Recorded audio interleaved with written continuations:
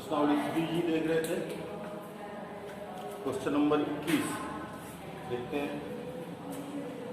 एक मित्र दूसरे मित्र से कहता है कि यदि मुझे 100 दे दो तो मैं आपसे दो गुना धनी बन जाऊंगा। दूसरा उत्तर देता है कि यदि आप मुझे 10 रुपए दे दें तो मैं आपसे 6 गुना धनी बन जाऊंगा। तो बताइए कि उनकी क्रमशः क्या संपत्तियां हैं।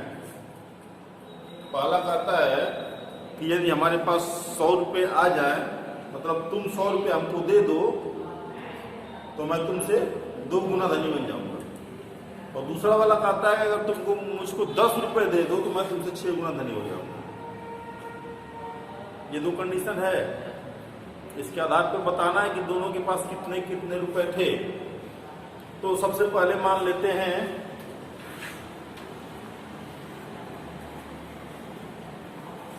मान लिया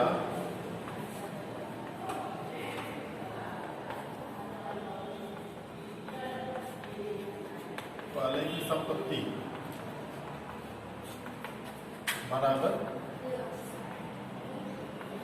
तथा दूसरे की संपत्ति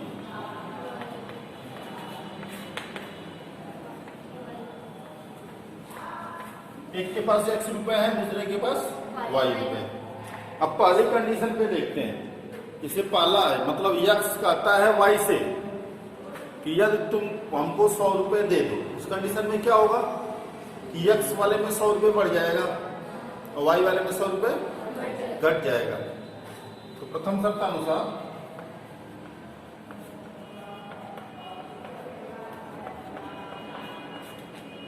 एक है x और एक है y। x कहता है कि y से, x कहता है y से कि अगर हमारे पास तुमसे 100 रुपये मिल जाए, मतलब इसमें 100 रुपये जुड़ेगा, x प्लस 100, संपत्ति दोनों की जो है उतनी ही रहेगी। इसके पास से 100 रुपये इधर आ जाएंगे तो यहाँ पे 100 रुपये कम हो जाएगा और यहाँ पे 100 रुपये बढ़ जाएगा।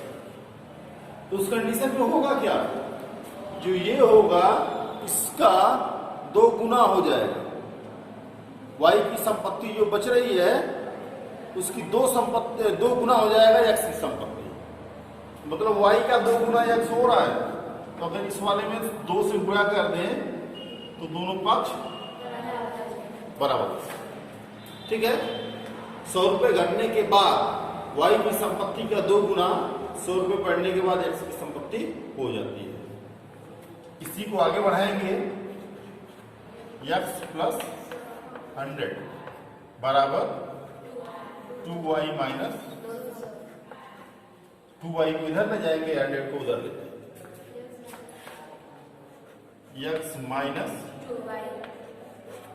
इक्वल्स टू कितना, माइनस 200 तो माइनस 100 होगा ना। मतलब x minus 2y equals to minus 300।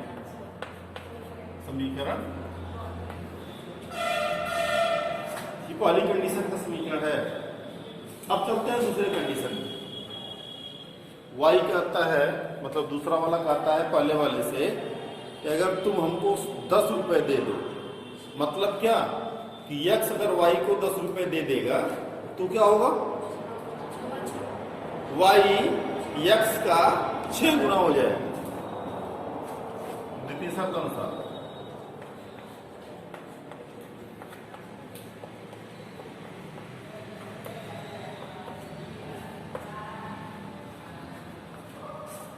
एक की संपत्ति x, दूसरे की संपत्ति y। ये कहता है किससे कि तुम हमको 10 रुपए दे दो। जब ये 10 रुपए इसको देगा तो यहाँ पे 10 रुपए कम हो जाएगा और यहाँ पे तो क्या होगा, ये इसका 6 गुना हो जाएगा। मतलब अगर यहाँ पे 6 से गुणा कर दें तो दोनों, ठीक है। हल करते हैं। 6x minus 60 y plus, y को इधर लाएंगे, 60 को उधर देंगे। 6x इक्वल्स टू 10 प्लस 60 क्या होगा?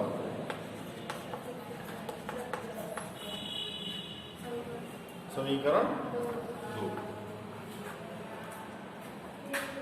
इन दो समीकरणों को हल करके x और y का मान निकालना है। यहाँ पे देख रहे हैं x है, यहाँ पे 6x है। बराबर करने के लिए इसमें 6 से गुणा करना पड़ेगा। यहाँ पे 2y और यहाँ पे y, मतलब अगर इसमें 2 से गुणा कर दें तो y बराबर हो जाएगा। समीकरण 2 में 2 से गुणा कर, जो आसान होता है वही प्रोसेस अपनाते हैं समीकरण 2 में 2 से गुणा करने का।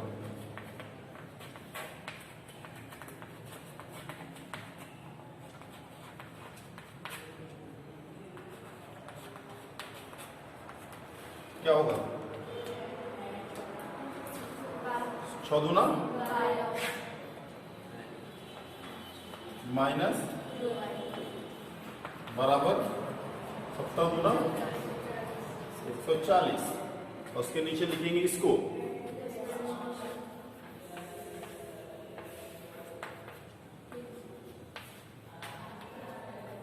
क्या करना पड़ेगा? घटाना पड़ेगा, क्योंकि दोनों का चिन्ह सेम। घटाने पर क्या होगा? चिन्ह बदलेगा, होगा ना? ये कितना होगा? 12x में से x घटा देंगे और 140 में 300 जोड़ेंगे तो 440। तो x बराबर 440 बट्टे 11 कट जाएगा कितना? 40 रुपए। 11 चौक 44 और 0 40। तो x बराबर किसी भी समीकरण में x बराबर 40 रख देंगे। समीकरण 1 में 2 में, समीकरण 2 से क्या होगा? 6x ये गुणे 40 माइनस बराबर 70 होगा। 40 गुणे 6 कितना होता है? 70 को इधर लाएंगे तो बराबर y। y को माइनस y को साइड में जाएंगे y हो जाएगा। और 240 माइनस 70 तो y बराबर कितना हो गया?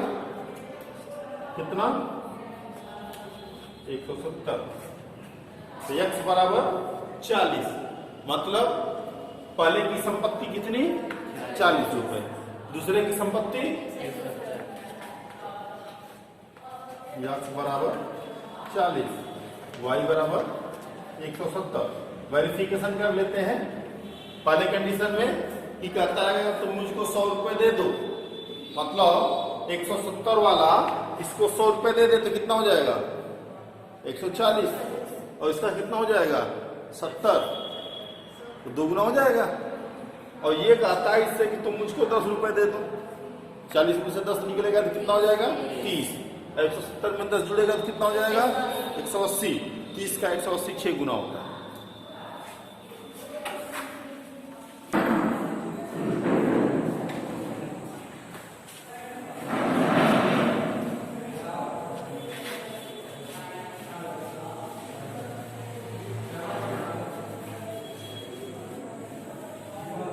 क्वेश्चन नंबर 22 बिल्कुल सिंपल है। एक क्रिकेट टीम के कोच ने 7 बल्ले तथा 6 गेंदें 3800 रुपए में खरीदी। बाद में उसने 3 बल्ले और 5 गेंदें 1750 रुपए में खरीदी। प्रत्येक गेंद और बल्ले का मूल्य क्या? एक गेंद का मूल्य x, एक बल्ले का मूल्य y। सिंपल फंडा है। इतना बल्ला उतनी गेंदें हैं। जैसे एक बल्ले का मूल्य x मान लिया, गेंद का मूल्य y मान लिया। पहली कंडीशन में 7 बल्ले और 6 गेंद 7x + 6y = 3800 3800। और दूसरे समीकरण में 3x + 5y बराबर 1750। तो समीकरण बन जाएगा इसका मतलब। ठीक है, कुछ नहीं करना है, सिंपल। जो बल्ले और गेंद का मूल्य है, एक का x मानेंगे, एक का y मानेंगे, दोनों समीकरण के हिसाब से रख देंगे। दोनों कंडीशन के हिसाब से समीकरण बन जाएगा। ठीक है। Question number 23। एक नगर में टैक्सी के भाड़े में एक नियत भाड़े के अतिरिक्त चली गई दूरी पर भाड़ा सम्मिलित किया जाता है। 10 किलोमीटर दूरी के लिए भाड़ा 105 रुपए, तो 15 किलोमीटर के लिए भाड़ा 155 रुपए है। नियत भाड़ा तथा प्रति किलोमीटर भाड़ा क्या है? एक व्यक्ति को 25 किलोमीटर यात्रा करने के लिए कितना भाड़ा देना पड़ेगा? एक फिक्स है, जैसे शहरों में होता है, ऑटो चलता है तो ऑटो में बैठने पे जैसे ही स्टार्ट होता है तो एक अमाउंट पहले आ जाता है, उसके बाद दूरी के हिसाब से पैसा बढ़ता रहता है। रेट फिक्स होता है, इतनी दूरी जाने पे जैसे एक निश्चित 1 किलोमीटर पे कितना बढ़ेगा, लेकिन बैठते ही एक भाड़ा है, एक अमाउंट पहले ही आ जाता है। तो हम मान लेते हैं कि जो नियत भाड़ा है वो x है और प्रति किलोमीटर भाड़ा y है। ठीक है ना? 22 से 23 है, 23।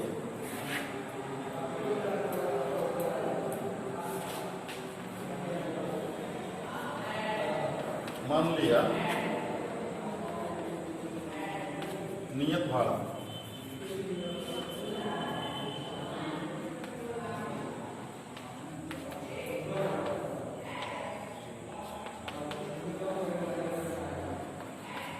तथा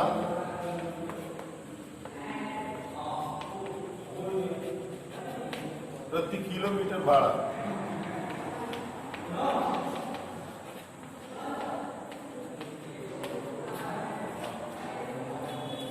कह रहा है कि 10 किलोमीटर जाने के लिए 105 रुपए।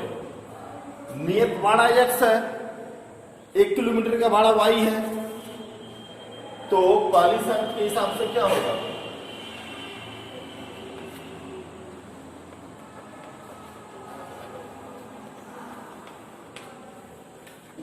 नियत भाड़ा हो गया, कितने किलोमीटर चला? 10 किलोमीटर, उसमें y से पूरा कर दिया तो किलोमीटर वाला भाड़ा हो गया। नियत भाड़ा प्लस 10 किलोमीटर का भाड़ा मिला कि कितना? 105 समीकरण। ठीक है, और द्वितीय शर्त अनुसार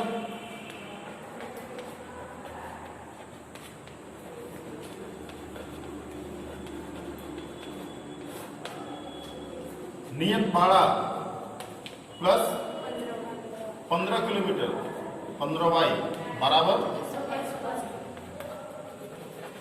इन दो समीकरणों को हल कर लेंगे, x और y का मान निकलेगा तो पता चल जाएगा कि नियत भाड़ा कितना है और प्रति किलोमीटर भाड़ा कितना है। तो देख रहे हैं कि x दोनों में गुणांक बराबर है, इसके नीचे इसको लिखते हैं।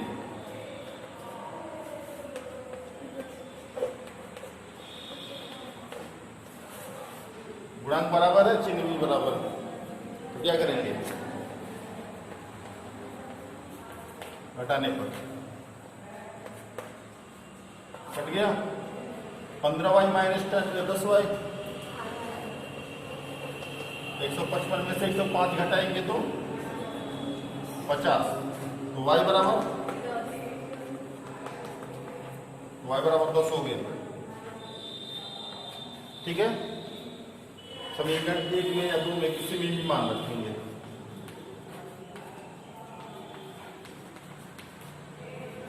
समीकरण 1 से y बराबर 10, तो x प्लस 10 इंटू, ठीक है, तो x प्लस, तो x बराबर 105 माइनस 100 कितना होगा? 5 रुपये। x बराबर 5 आएगा, तो मतलब नियत भाड़ा 5 रुपए, बैठते ही शुरू हो गया 5 रुपए से, और 1 किलोमीटर जाने पे 10 रुपए, हर किलोमीटर में 10 रुपए बढ़ेगा। तो अब कह रहा है कि 25 किलोमीटर जाना है, कितना भाड़ा लगेगा? तो 25 किलोमीटर जाने में 25 किलोमीटर जाने का भाड़ा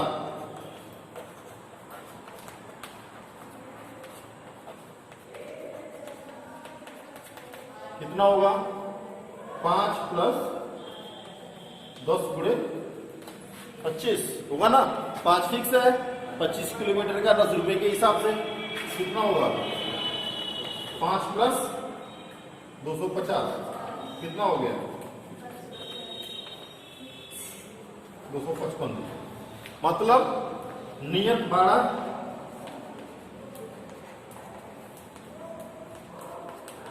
बराबर 5 रुपए प्रति किलोमीटर।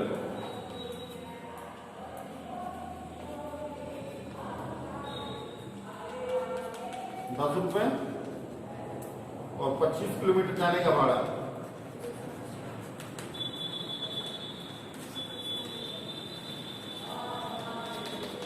₹255 ये हो।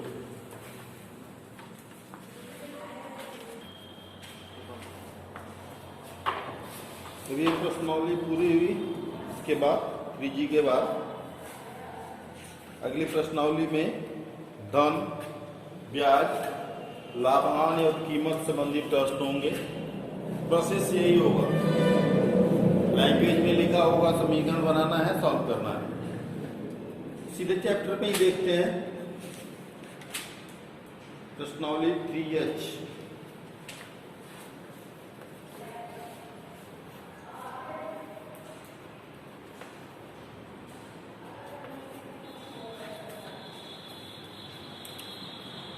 प्रश्नावली 3H हो गया। क्वेश्चन नंबर 1 कह रहा है ए और बी की मासिक आय का अनुपात 9:7 और इनके मासिक व्यय का अनुपात 4:3 है। ठीक है। यदि उनमें प्रत्येक 200 रुपये मासिक की बचत करता है तो प्रत्येक की मासिक आय ज्ञात कीजिए। आय का अनुपात दिया हुआ है और व्यय का भी अनुपात दिया हुआ है। ए और बी दो व्यक्ति हैं। अब मान लेते हैं जो आय वाला अनुपात है उसको यक्स के टर्म में और व्यय वाले अनुपात को वाई के टर्म में। मान लिया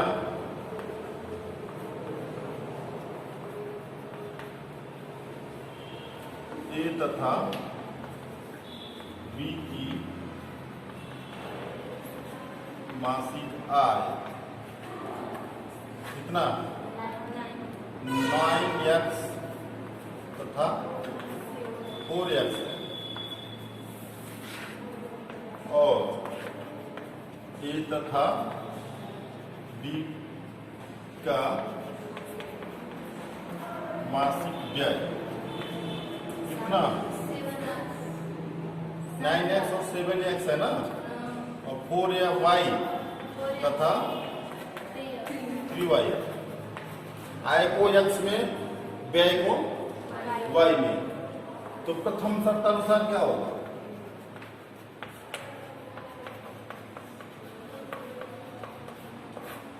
x ए की आय कितनी है? 9x है और व्यय कितना है? 4y। 9x कमाता है, 4y खर्च करता है। तो बचता कितना है? 200 रुपए दे रहा है, बचत 200। 9x कमाता है, 4y खर्च करता है, बचता कितना? 200। समीकरण 1।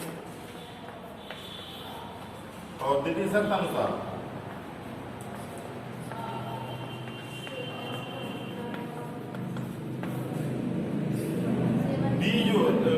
बी क्या करता है? 7x कमाता है और 3y खर्च करता है, तो कितना बचता है? समीकरण। ठीक है, ये तो समीकरण हो गए। हल कर देंगे, मान निकल जाएगा। ठीक है, क्या करना पड़ेगा? x को अगर कैंसल आउट करना है, गुणांक बराबर करना है, समीकरण 1 में 7 से, समीकरण 2 में 9 से गुणा करेंगे। y को कैंसिल करना है तो समीकरण 1 में 3 से और समीकरण 2 में 4 से, वही कर देते हैं। 1 में 3 तथा समीकरण 2 में 4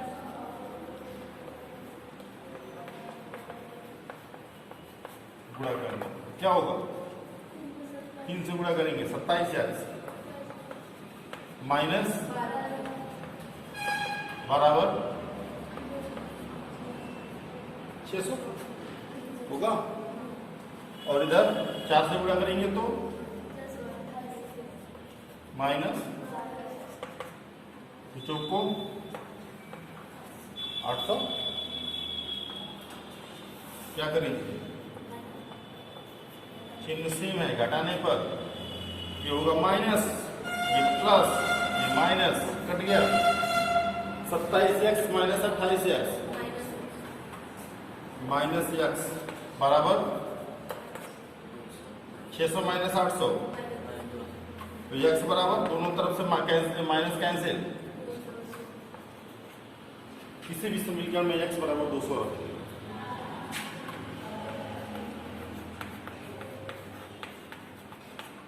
क्या होगा? 9 इंटू 200, 9 गुणे 200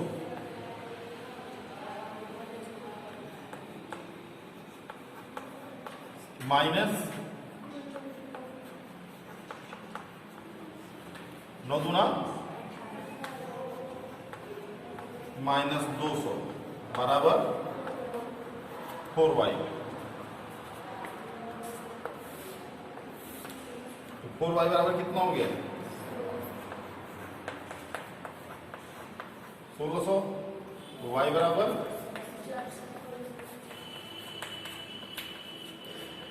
400।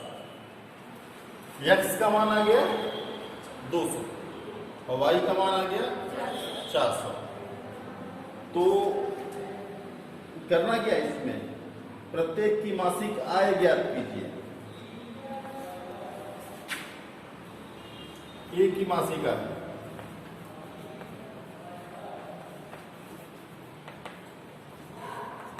कितना है? 9x 9 गुणे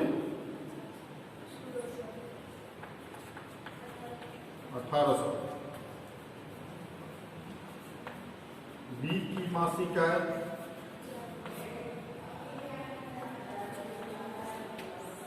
कितना? 7 गुणे 200 कितना हो जाएगा? 1400।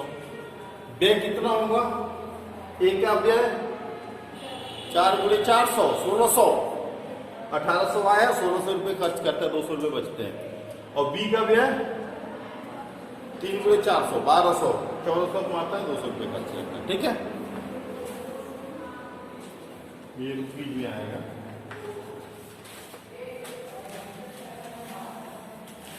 समझ में आ रहा है ना?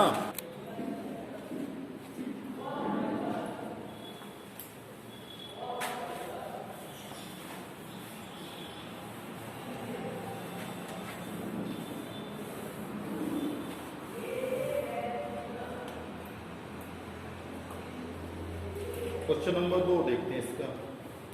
2 अंकों की एक संख्या के अंकों का योग 9। इस संख्या का 9 गुना संख्या के अंकों के को पलटने से बनी संख्या का 2 गुना है। संख्या क्या कीजिए?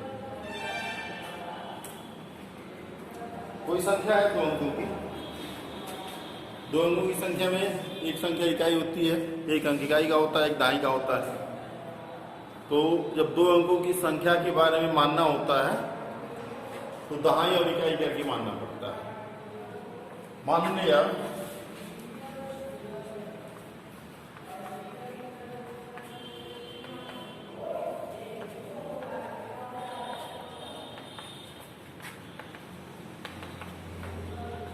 बराबर x तथा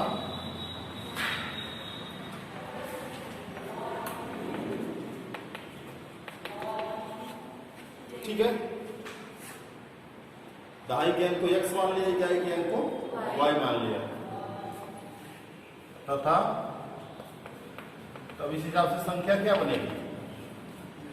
दहाई का अंक x है, इकाई का अंक y है। अगर मान लिया दहाई 3 है और इकाई 7 है तो संख्या कितनी होती है? दहाई 3 और इकाई 7, संख्या कितनी होगी?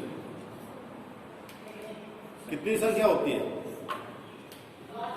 नहीं पता है? दहाई का अंक 3 हो, दहाई का अंक है x, इकाई का अंक है y, संख्या कितनी होगी? कितनी होगी इसमें?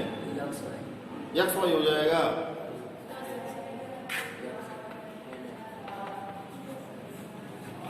ढाई के अंक में 10 से गुणा करेंगे, इकाई को उसमें जोड़ देंगे, 10x + y, ये मूल संख्या है। लेकिन पहली शर्त में कह रहा है कि दोनों संख्या के मतलब दो अंकों की संख्या है और संख्या के अंकों का योगफल कितना है? 9। तो प्रथम शर्त अनुसार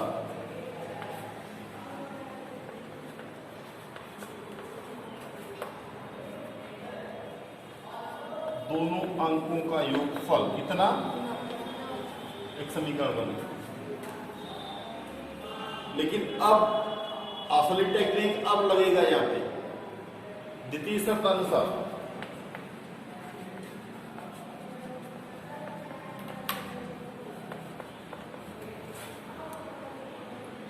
करें कि संख्या का 9 गुना, संख्या कितनी है?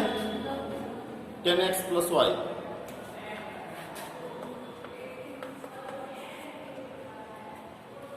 इसका 9 गुना मतलब अगर 9 से इसमें 9 से गुणा कर दें तो अंकों का स्थान पलट देने पर बनने वाली संख्या के 2 गुने के बराबर। अंकों का स्थान पलट दिया जाए तो संख्या कितनी हो जाएगी? दहाई x था, इकाई y थी, तो संख्या बनी 10x + y। अब कहा जाए दहाई इकाई के स्थान पे चला जाए और इकाई दहाई के स्थान पे चला जाए तो संख्या कितनी बनेगी?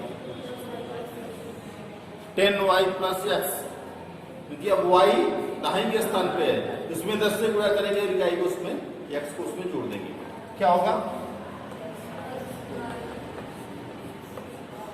इसका 2 गुना और इसका 9 गुना आपस में, ठीक है। 10x में 9 से गुणा करेंगे तो प्लस 10 दूना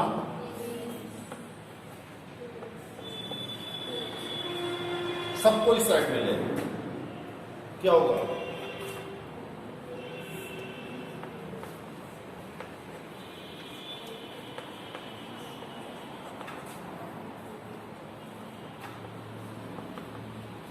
होगा कितना होगा? 90 में से 2 घटा देंगे,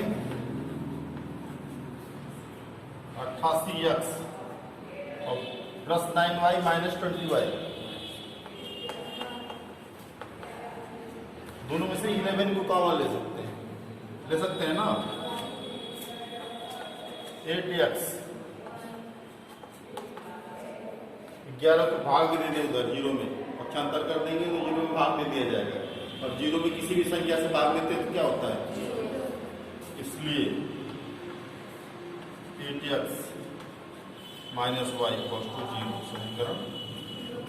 समीकरण 1 x + y = 9 और 8x - y = 0। दोनों को यहाँ पे लिखते हैं।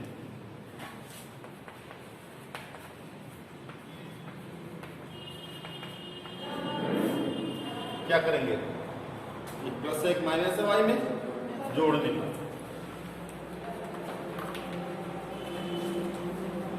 y कट गया, 8x + x कितना? 9 + 0 9, तो x बराबर, तो किसी भी समीकरण में x बराबर 1 रखते हैं। समीकरण 1 से 1 + y बराबर, तो y बराबर, तो क्या निकला? दहाई बराबर कितना? 1, इकाई बराबर, संख्या बराबर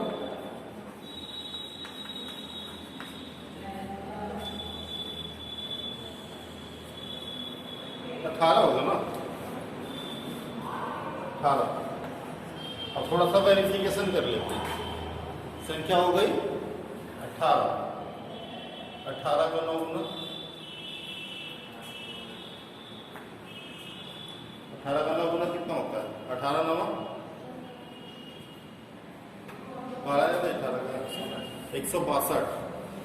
और अगर इसको बदल दिया जाए, अंकों का स्थान बदल दिया जाए, संख्या कितनी हो जाएगी? 81। 81 का 2 गुना 162। ठीक है, और दोनों का योगफल 8 और 1 हो गया। आज के लिए इतना ही, यहाँ तक देख लेंगे। छोड़ा गया है बीच में सवाल, उसको सॉल्व करना है, क्वेश्चन नंबर 22 को।